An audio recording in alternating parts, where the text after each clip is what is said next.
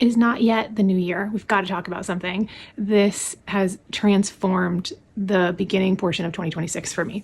So my sister of Dynasty Electric, with a K, Electric with a K, you can find her on YouTube. She has an incredible channel with sound baths and music, and she's really gifted in astrology. And she did a chart reading for me when I was home for the holidays. So a natal chart where you enter your birthday, exact time down to the minute and location, and it gives you a chart of your houses and your signs. And I'm not even going to pretend I understand all of it in depth, but as she was doing this reading for me, I was just stunned. You know, when your heart and your soul recognizes something and it just resonates as true. And I was just silent the whole time she was giving me this reading. And the themes were really around something that's happening collectively for all of us right now, where the Chinese New Year begins in the middle of February. It's not celebrated January 1st. That's the Gregorian calendar.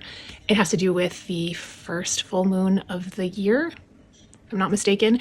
And we are ending a 30-year cycle where we've gone through all the zodiac signs and we're starting over again this year in mid-February.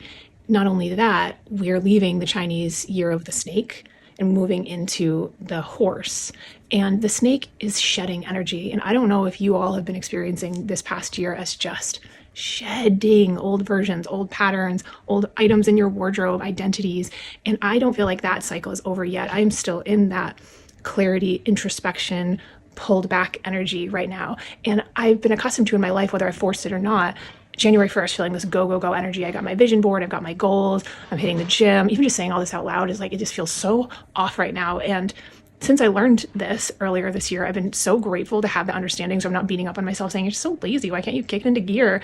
And just accepting that this is not the time for that.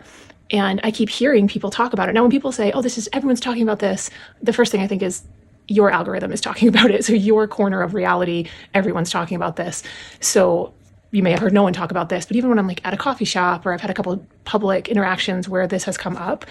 And I've talked to friends and sisters about it, and a lot of us seem to be feeling the similar way. So if you're feeling that way, please be patient with yourself. Please have grace.